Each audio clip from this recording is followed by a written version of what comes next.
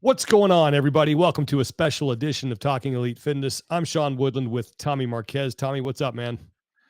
Not much, just enjoying a very different version of CrossFit Yes. Games New Year's Eve than years past. But Yes.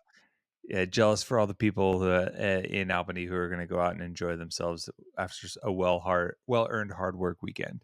Yeah. And we'll have I have some shout outs I want to give to some people in Albany, and we'll get to Mhm. that kind of at the end. But we're here to kind of a brief recap. We're going to get into sort of a more robust telling of everything that happened, specifically on site, because neither Tommy nor I were there. Lauren was. Mhm. She's getting some well deserved rest because she worked her tail off. And Mhm. I don't know how many interviews she got, but and thanks to Known and Knowable, Mike Halpin for reposting them. And I felt like did not miss out on any athlete interviews courtesy of Lauren Kalil. And we're going to have a couple more here in this recap. But overall, just your thoughts on what are your thoughts on the weekend? I didn't get to watch every single minute, but I watched a lot. Mhm. I watched the majority of the events each day. Did miss some things. Uh, but yeah, we'll start with you. Yeah, I mean, I watched the entirety of the individual competition. It's interesting because I was usually after a live event, I come home and I watch it on YouTube through the stream just to kind of get the spectator outside experience. Mhm. And even then, it's hard to decouple that viewing experience from the memories that anchor my experience from being there on site. So it's a little bit different, and it kind of puts things on a different curve. It felt like it was this year's games was like the safe play. Like, Yeah. the coverage was good. It felt like really good regionals coverage, Mhm. if that makes sense. Yeah. Like, yeah, it felt like really good regionals coverage. Um, the workouts were more or less, I would say, leaning more towards the regionals-esque end of the spectrum versus, like, the spectacle and showcase of the CrossFit Games. Um, but that's a discussion for another time, and it was like we were chatting before, you mentioned that it's probably needed, and that's probably true, but, um, yeah, I talked to some people on site. They said that the venue is cool, that they did a good job with the venue, and that the people that showed up were definitely the diehards. Mhm. So it made some of the live event experience still fun because they're cheering super loud, Yeah. even if it wasn't like fully full. Yeah, I think there's a lot to build on here. Hmm. I thought overall it was a win. I agree with you. It was a safe play, but there's nothing wrong with that because I think the events were good. They were fun to watch. They were relatively easy to follow.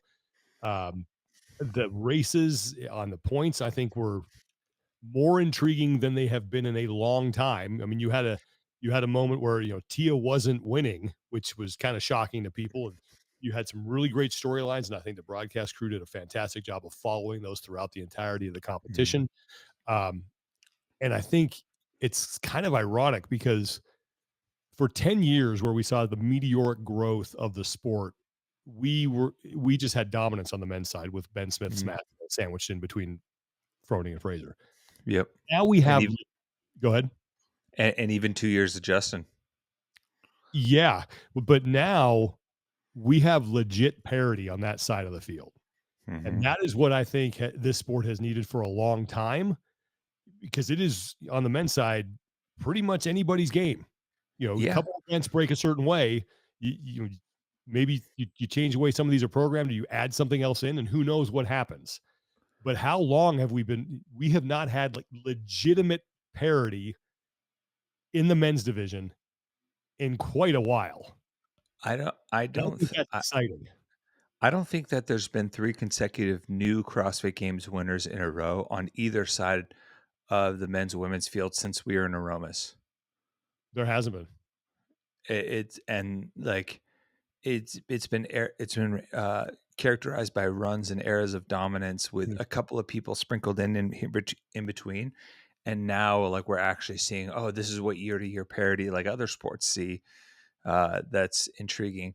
I We think did let me that just say, I think we had just I was thinking about that, we had Thorstadter in 2012, Briggs in 2013.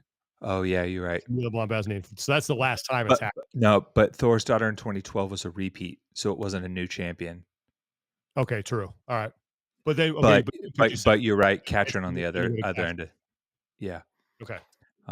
I did yeah, I tend to, like, bank that because Katrin did go back to back, so she was a repeater, you know? Um, but yeah, no, it's a man,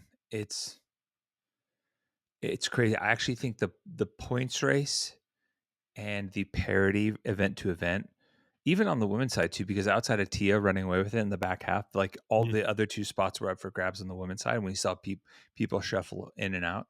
I actually think that masked some of the vanilla-ness, I guess you would mhm, say, of the rest of the event. Because there was I hesitate to be critical here just because it's like the end of the games and you want and mhm. everybody should be celebrating the weekend, right? It did feel like at times there was missing a little bit of zip, you know? And I think that's that spectacle element that I'm just so used to. Yeah. Um, but I think that was more than covered up for by the points races, particularly because like at the end you look at the men's leaderboard and there's like 6 guys that anything could happen here and they Mhm. could end up on the podium. So that was super exciting. The finish was a little anticlimactic on the men's side, I think, because once Hopper and Sprague got out, well, we can talk about that later. But Yeah. yeah, so but like you said, I think your point that stands the most is that it's something to build on for sure, Agreed. I think, and there are people who are gonna it's half full, half empty, how you gonna look at it. Like, the for attendance on sure. site, what a lot of people were calling that out. I had text messages about it. "Hey, what's going on? Why aren't there" just from casual fans, Hmm. people who do CrossFit who kind of will check in every now and then. But the numbers on the stream, and I would like to know how they compared to the past years, but when I tuned in earlier today to watch the finals, there were more than 100,000 people watching. And that's real. Those are real numbers. Like, that's Yeah, something you can build on. And yeah, I've always argued that crowd is more important than the crowd that shows up in person. The crowd that shows up in person gives you a nice atmosphere, gives you ticket revenue and things like that. But where you can really make the money are the eyeballs that are watching at home, because you have what 6,000 people maybe watching on site. I don't know what the capacity was, but when you have 100,000 watching online, like, that's where the advertising dollars can come in. Like, those are real numbers that you can use to acquire sponsors moving forward. So I think there's a lot to build on here. They should be very happy with this past weekend, because mhm, I thought it was a lot of fun to watch. All right, let's start with the women's side. mhm. Tia Toomey, of course, wins her eighth CrossFit Games championship, which is just insane, and apparently said, "See you next year." And why wouldn't you? I mean, she had 902 points. Lucy Campbell came in second at 720. Like, so if you had two more events here, what is that point spread is probably even bigger. Olivia Yeah, Kerstetter had a great performance in the final event to win it. She wins Atlas. She gets in um, to the podium. Congratulations to her. I love Olivia Kerstetter. She's a great kid. dude, just awesome to come back from. Mhm. This felt like some of the amazing bounce. I'll say this. I think two of the best stories. Like one, I think Lucy Campbell is one of the best uh, down and out triumph type stories the sport has had. Period. And Yes. I'm talking the entirety of the Mhm. history, right? Agreed. Like to go from the brink of retirement and 2 years away from an injury and just like the back and forth and knowing what she went through and it's to come back and have it finish to have the next chapter start with this is amazing. Mhm. Olivia the same way. So I think it's a story that absolutely needs to be told in terms of someone that was raised in this sport that seemed like she was on that like trajectory, had a bit of adversity, not qualifying, received some pretty I thought at times received some unfair and pretty harsh criticism for where she was at relative in her career, and bounces back and charges in a huge way. I Mhm. mean, the all you need to know, I think, about Olivia and her potential and what she brings as an athlete is the way she attacked Atlas at the end and basically was like, I'm gonna leave no doubt. I can smack this. I'm not gonna hold back. I'm gonna pin my ears back and go. And how that remains is going to be okay because I know that I'm going to go out swinging, and she did, and she made clean contact and gets to celebrate with a CrossFit Games medal around her neck, and that's amazing. And Yeah. that was the final blow of this back and forth between her, Lucy, Ariel, Maddie Sturt, even Miriam Von Rohren. Amy Kringle was up in the podium contention at times, and man, it was whew, Yeah. And, that was fun. and we thought that, I mean, it played out more or less the way we thought it would, not as far as who wound up where, but we knew Tia Mhm. was going to win. That was for the most part, a foregone conclusion. But we knew that spots, 2 through 8 were wide open, and there was a great battle that went on there. But it's Tia Toomey wins her 8th CrossFit Games championship, and she spoke with Lauren Kalil after she was crowned the fittest on earth. Tia, I mean, nobody had any doubt that we were going to make it to this moment. 8. When you started over a decade ago, was this ever something that you thought was possible? No, I never really put much thought into it. It literally was just something that I was doing as a hobby and happened to be really good at it and happened to really enjoy it too. So I kind of just went with it, and here I am. Over the last 8 years winning the title, do you have a favorite moment or something that just always kind of sticks with you? Oh, I think something that's going to stick with me is just before event 3, seeing Willow on the Jumbotron, calling out my name. So, that was really special and totally unexpected. And, it's those memories that we're going to be able to cherish forever as parents. When you leave here and go home with Shane and Willow, and Willow's like, Mommy, I saw you out there. What are some of those conversations like of words of encouragement or just giving her an understanding of what you're doing out here? We just always say, yeah, Mum's off to work, and so it's one of those things that it's a part of our life too, and Willow knows Jay and Maddie and Ricky and all the athletes that come into the gym every single day, training and everything, and it's really cool that she gets to see hard work and people pursuing dreams that they never thought possible. So it's just honestly trying to widen her horizon and hopefully allow her to have the platform that she deserves. What's the coolest thing that you've seen her pick up from watching you do? We're at Disneyland one day and she just gets down to play on the boxes but does a burpee box jump over. So it's it's kind of funny how all the kids are just running around playing on the playground, but Willow's thinks it's like a gym. So it's little things like that. It's cute.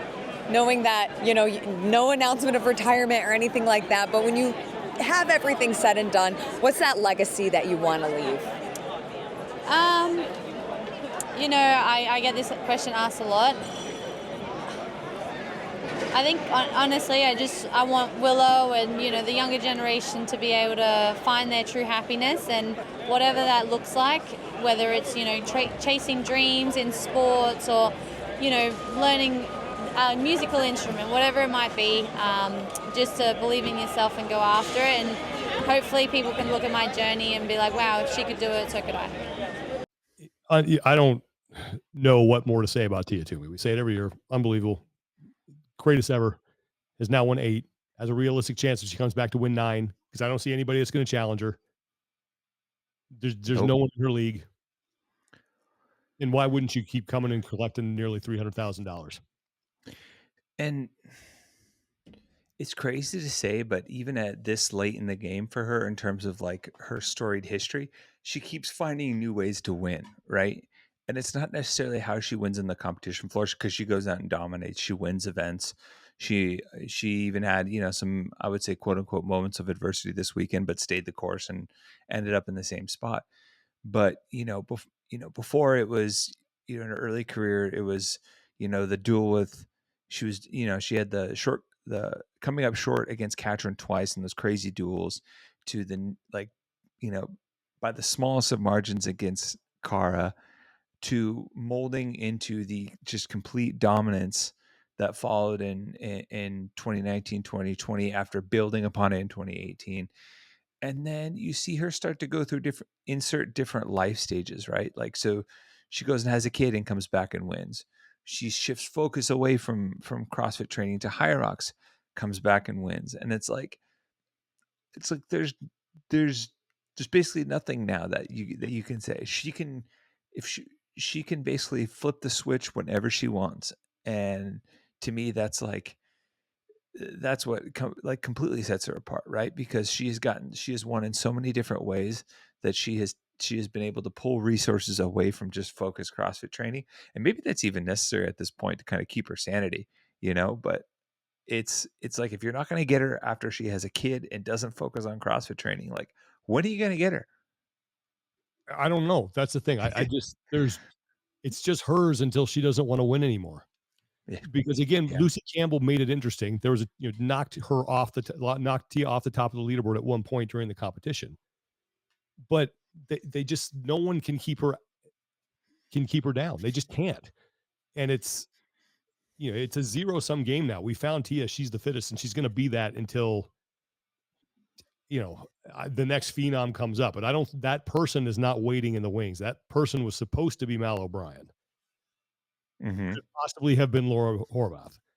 I don't know if she's near coming back. It could have possibly been Emma Lawson. It could still be. Like, Emma still may come back. But right Yeah. now, that next one isn't there on the women's side.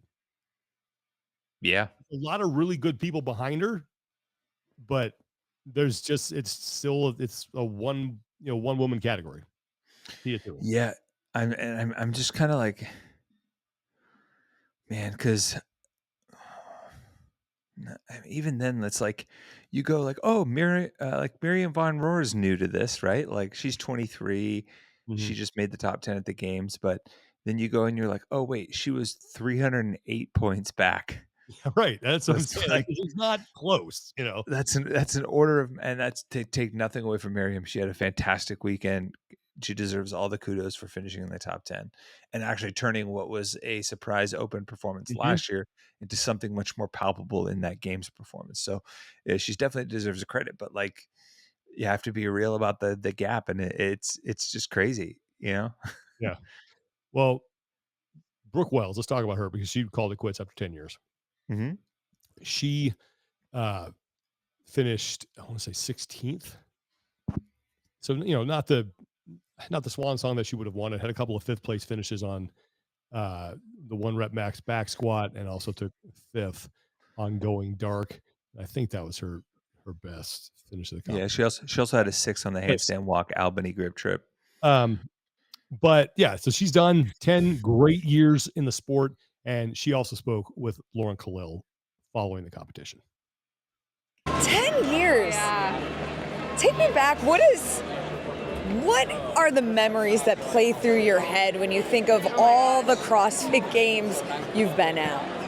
I mean, there's so many memories, but I just think back to like when I was 19 and I showed up at my first regional ever, just kind of hoping to get in the top 10 and then winning and going to my first games, and it's just like history from there. It just kind of fell into my lap, and it's been an amazing decade. So that's just like 19-year-old me would have never thought that I would be here still competing, going through like all the, like an injury and coming back and writing a book. Like, I'm just so thankful to have all these opportunities from CrossFit, meeting some of my best friends.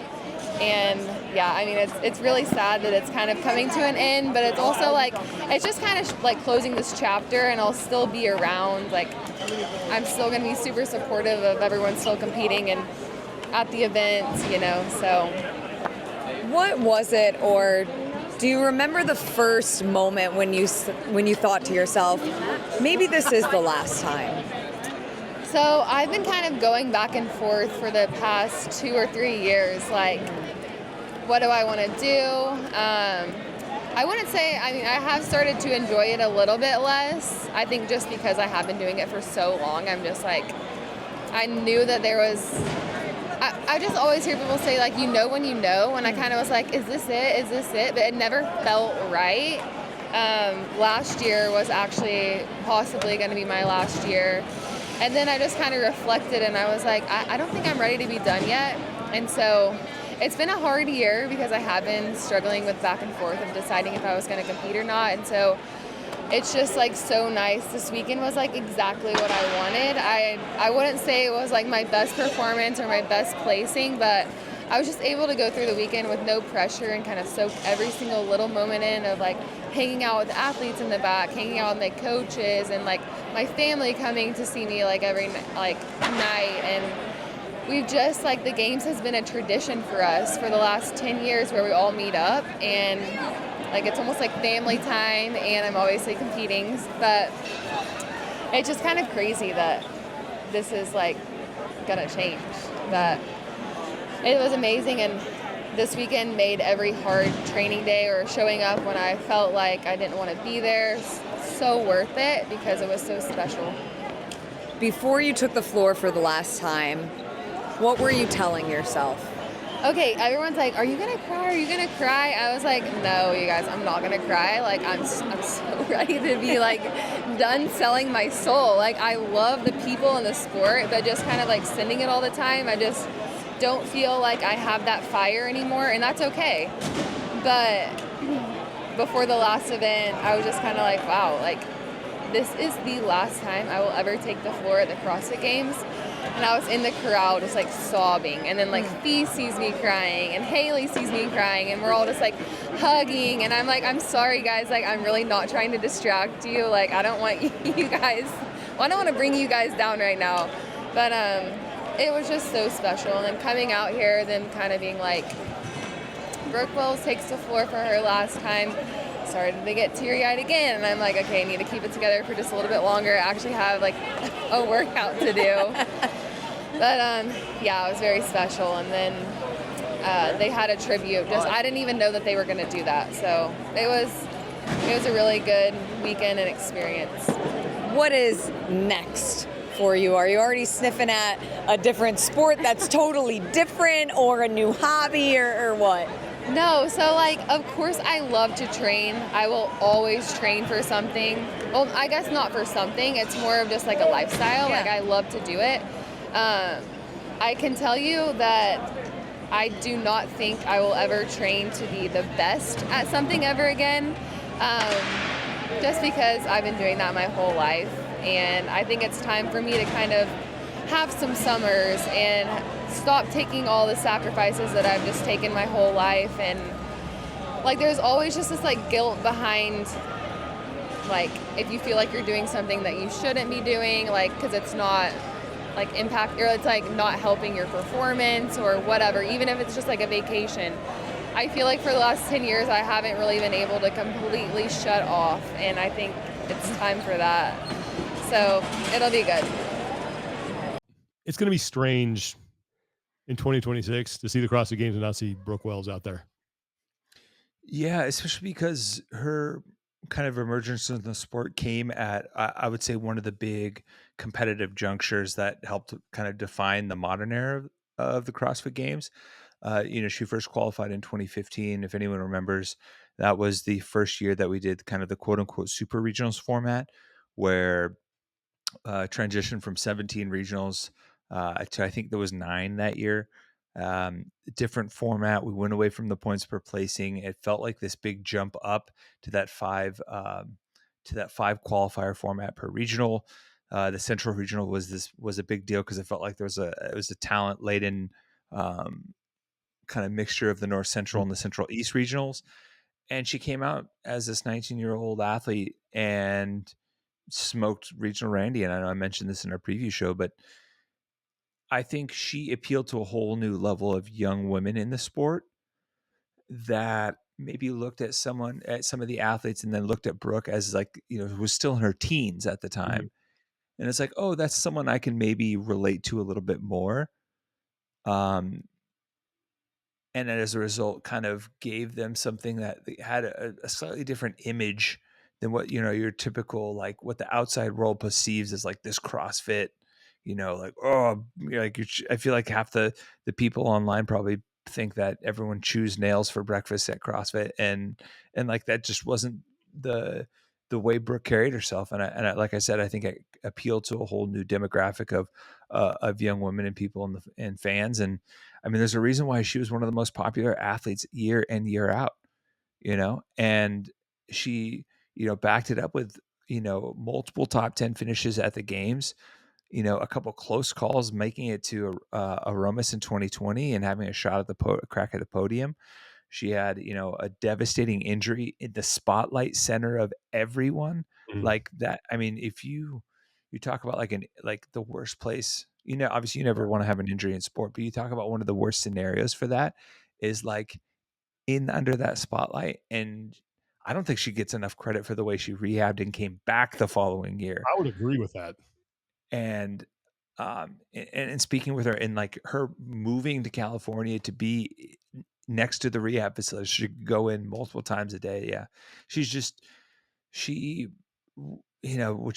personified like a professional, in her how she carried herself and how she approached the sport. And, I think she's going to be missed for sure. I hope she stays involved. I hope she continues to work with some of the brands and, represents the community and sport that she's basically grown up in, her formative years as a young adult.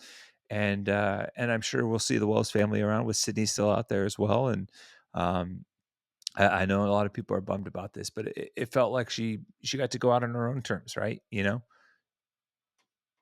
Yeah, I think she will be missed, and congratulations on a great career. So, well, let's go. I want to go over to the men's side and we'll get more in detail on the women's side when we do a full recap later in the week. But let's look at the leaderboard for the men, and this is where, like I said, this is crazy to me. You had 15 points separated first from third. Mm-hmm. I don't know how the last time it's been that close. And then you had Pepper, who was only 15 points out of a podium spot. Austin Hatfield was very much in contention. Jake Crouch was in contention. Justin Medeiros had an outside shot. Adler wasn't completely dead in the water going into the final two events. Roman Krennikov, Tudor Magda. I mean, we had that over under how many people would finish inside the top 10, how many rookies? None. Zero. Zero. And look, I'm excited about this because, again, legitimate parity here. But I want to start with Jayson Hopper. We'll talk about him here in a second. But he also, for the first time in his career, crowned fittest man on earth. Hell of an achievement. But he spoke with Lauren Kalil following the competition. Jay, we saw you wearing a lot of white and red this weekend, ending the weekend. Let's see it. Give us a little 180 turn, 360. That big smile. How long are you going to be wearing that for? I'm going to sleep in it for sure. I've worn all weekend. I almost lost it. I've, stressed about losing it. So, but I got to keep it on as long as I want now. Last year, you were so close to making the podium, finishing fourth, and now able to move up all the way to the top. What have you really been dialing in on and working on this past year to make that happen? Because that is quite a jump, knowing how deep the competitive field is. Yeah, I think it was just the training. I took a lot of steps mentally, and I think after last year, after not only the games, but other competitions, I actually felt like I belonged at the top for once. And it took a long time to get there mentally, but I knew I always had the potential to be there, and I kept just putting one foot in front of the other. And obviously the experience comes with it, and continuing to perform at a high level, continues to help me mentally and to build the confidence. And, I came out here thinking I could actually win. It was the first time I actually came into a competition thinking, I can actually win this, and I believe that wholeheartedly. Did you wake up one day and just... No, it was just... What are the building blocks that led to the belief? I don't really know. It just comes with, a lot of training. You feel good in training. You go to competitions, and you're competing, and you're actually, winning events, and you're being on the podium at competitions, whether it's Rogue, World Fitness Project, you're doing it, man. And I think that just continues the snowball effect. So did you channel in, let's look at your hair, did you channel in at Justin Timberlake? Are you the fitness version of JT? You can say that. It's got to stay, though. It's got to stay at this point. Congratulations. Soak it in. Thank you. I mean, I think at this point, if your hair is earning you nearly, $300,000, you probably got to keep it that way. Sorry. I know he mentioned that his wife is not a big fan, but at this point, bleached hair, $300K. You keep the bleached hair. Yeah, maybe you opt for, maybe you don't do the sun-in route next year, and you maybe go maybe go to the nice salon, and you bring Grace Ann with you, so you make a day out of it. Tie in something, because if this were baseball, He would Mm. just leave his hair like that every season for the Oh, rest of you the do like the not. superstition. Oh my Mhm. gosh. Yeah, But and so I mean, we got to call that event. You remember being there at the MAC the year Jason broke through. yes. It it it's crazy to say because I know we're looking at the two ends of the Mhm. spectrum, right? Like just breaking through and then like reaching the peak of the sport. But based on how he broke through at the time, you remember like we were almost Yeah, kind of like shaking our head, like, how does this guy keep charging? and Because he I was thinking about that because the field he beat, I mean, that was a bunch of nobodies who were there. no, he beat You Justin know? Medeiros that year. Yes. Scott Panchik was there. Yeah. It was like if you had to pick a semifinal field that had probably the biggest hopes in terms of like making the podium, Mhm. it was probably that 2021 Mac field. And I mean, it was stacked, and that was the year they had the one at Max Snatch, and Mhm. I remember saying it on the broadcast, like it's raining 300-pound snatches in here Yeah. because it was like Hopper and all these guys just letting it rip, and maybe we and I remember thinking maybe we're setting the expectations too high, but the way he came in at semifinals that year, winning the MAC felt like kind of force of nature ish, you Mhm. know. Agreed. Um, and we were just kind of sitting there floored. I mean, yeah, he beat like Justin Medeiros finished third at the MAC that year, and he won the games. Mhm. It is it's crazy, but Yeah. Jayson Hopper, I think, is a great example of A to B. Point A to point B ain't always a straight line. And I was thinking about that a mhm, lot too, how we watched his debut and how he just exploded onto the scene. Not many people knew about him. I mean, if you remember his fans he didn't even have like a shirt. His fans had white t-shirts with his name written on them in mhm. Sharpie. That was his cheering section. Well, now he's got, one hell of a t-shirt I wouldn't take that thing off for weeks. Uh, No, absolutely not. but I think the reason why I didn't think he was a legitimate threat to win is because I thought what he was lacking, and he alluded to this in that interview that we just heard with Lauren. Like he actually thought he could win. I don't think he ever came into the competition thinking he could win, and he would usually make some mistake. And he kind of had a little bit of an execution error, couple here and there, but he was able to come back from them. This was the most mature version of him that I think we've seen, and I did not expect that. Now that he's got that You aspect to his game, he is now he's right up there with it. And obviously he won, so yes, he is right up there with everybody else. I mean, you And took he's the words right out of my mouth. I was like his ability to bounce back from like minor errors and even like not let mistakes compound, which was definitely an issue for him in the past. And the maturity on the competition floor, I think showed. Mhm.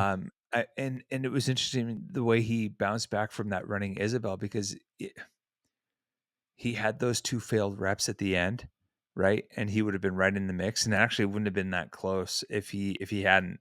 You know, it ends up being an 11th, where in the past for him, I feel like he might have continued to push that red line too hard, and he would have failed 3 or 4 more. We've seen it in movements for him like Yeah. that, and it would have been a 20th, right? And then suddenly, the pressure on that last event is different, but the where he put himself and when he took that chance on the red line relative to the field in that last event made it so he kind of did a little damage control even despite those 2 reps, and even when he had kind of a, we'll call it like a ho hum finish in throttle up, he comes back with in hammer down and finishes in the top 10, improves 9 spots, and then opens the day up with a second in going dark. So like clearly he's been able to flush those bad events and move forward in a way that it feels like he just is coming in with the confidence from being so well prepared. Yeah.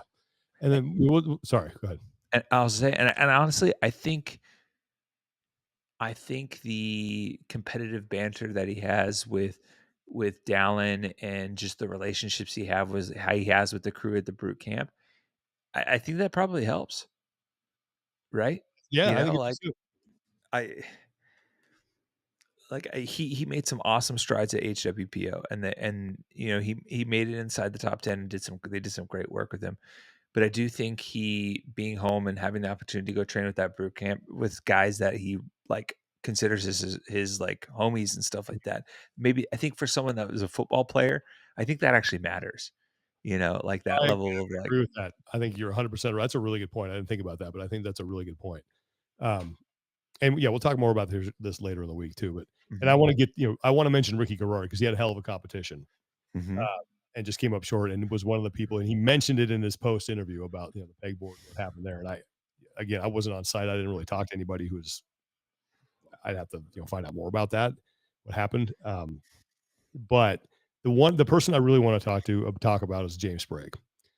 because I think James Sprague validated his win with his performances, his win last year with his performance this year, because I think the narrative was, and justifiably so at the time, is that he won not because of his fitness. He's obviously very fit, but because of what happened, the cloud that was hanging over the competition, the fact that some athletes dropped out, people weren't trying, all that stuff.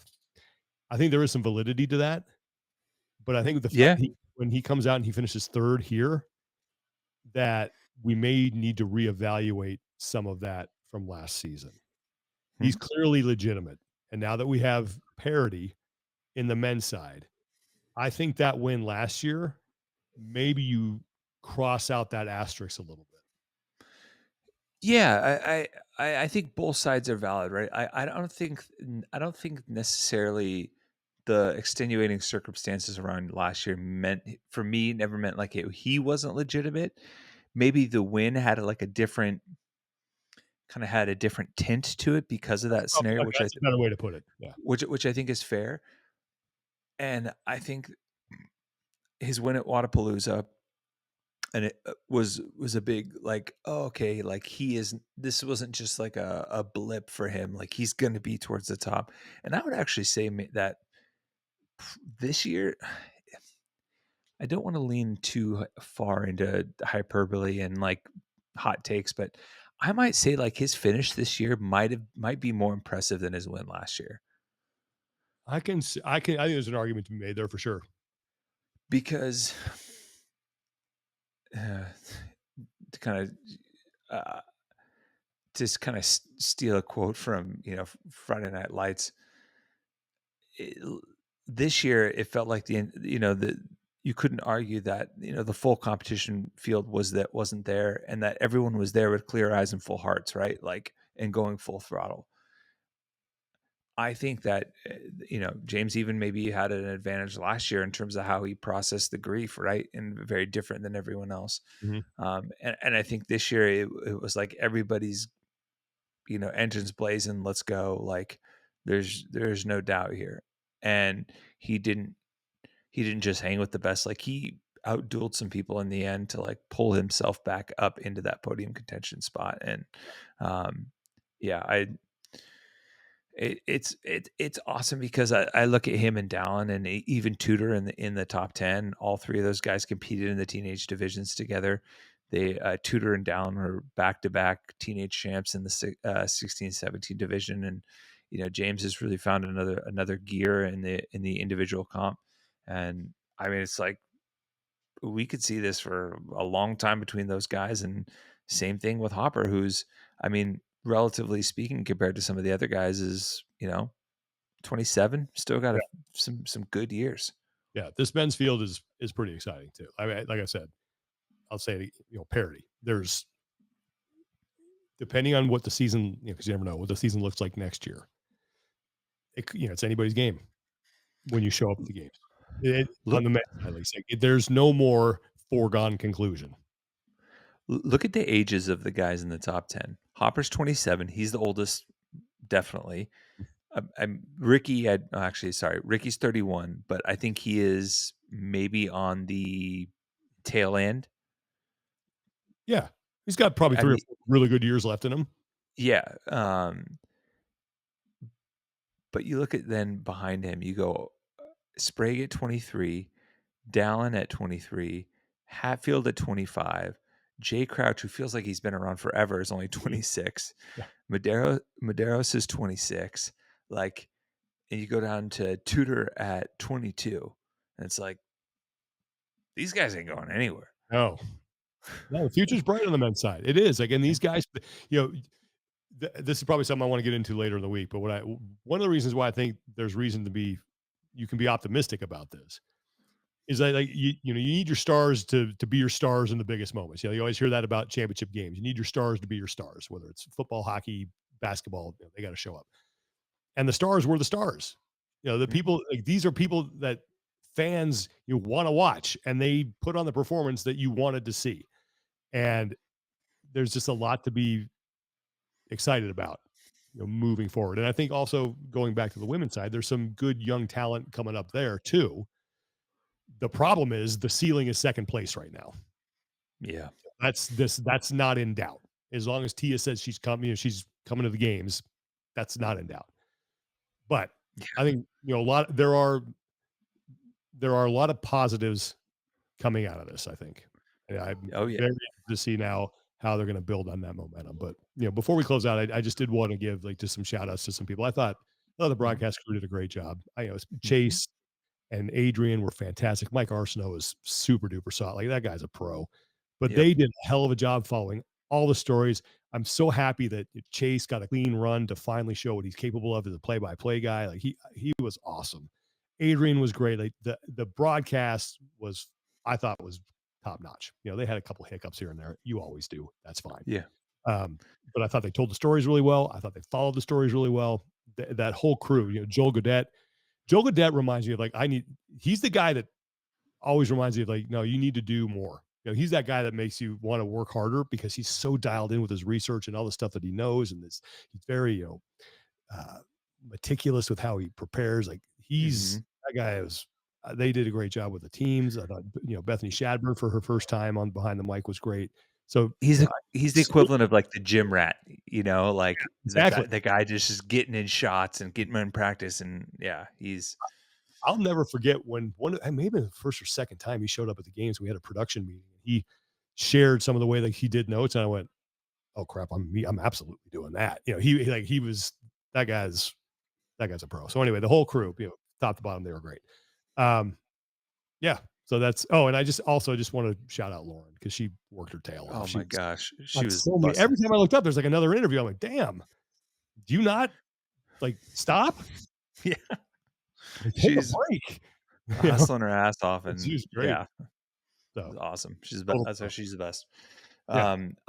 Also, Annika Greer making the top 10. That was awesome. I love to see that, man. I'm such an Her, Annika fan.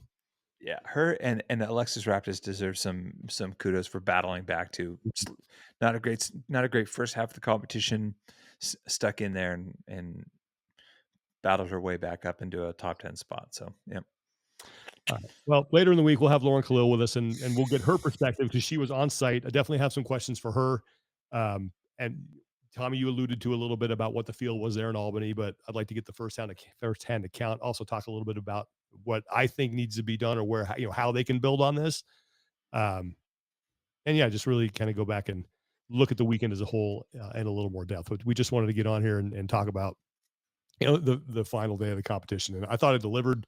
I was excited. You know, I was invested in it. So well done. Like that yeah. was a win that this sport needed. You know, hmm we'll take it. Congrats to Yeah. I would say congrats to Colton Mertens for Spirit of the Games as well. Yeah. Good for him. I think he deserves that. Heck yeah. Because I mean, he had arguably the highlight of the weekend with that triple body weight back squat. that was insane. And it moved pretty easily. Oh yeah. You put that much weight on my back, my spine's gonna shoot out my rear end. Like it's just that's it. It's over. That is going to crush me. I knew I was that. I could I stand was there with it, but that's about it. I was talking to someone. I was like, "Do you think you can unrack that?" Yeah, no, I don't know if I could. I really don't know if I could now that you think that you mentioned, I don't know if I'm not gonna try. So Yeah. all right. Well, we'll be back later in the week. We're going to recap this whole thing. We'll have more from Lauren too. She's got, you know, great interviews and great sound. So I just wanted to give you a sampling of that here on the show. But we got more great stuff coming up. I mean, we got Masters Legends Championship coming up in a couple weeks. We got, you know, Wadapalooza is going to be going on in Southern California. Then Rogue's right around the corner, and then all of a sudden we're getting ready for the Open. So it's going Yep. to be a little bit of a lull, and we're going to ramp back up. So Yeah, I was to say age group Masters is back to back with World Fitness Projects Tour Stop 2. So we're going to be busy. 1, 2. Yeah. All right, man. Well, yeah, looking forward to Columbus. That's going to be a lot of fun. I'm glad I get to be part of Heck that. yeah. Heck All right, yeah. everybody. Thanks so much for watching. Thanks for listening. For Tommy, I'm Sean. Take care of each other. Be better. Talk to you guys later.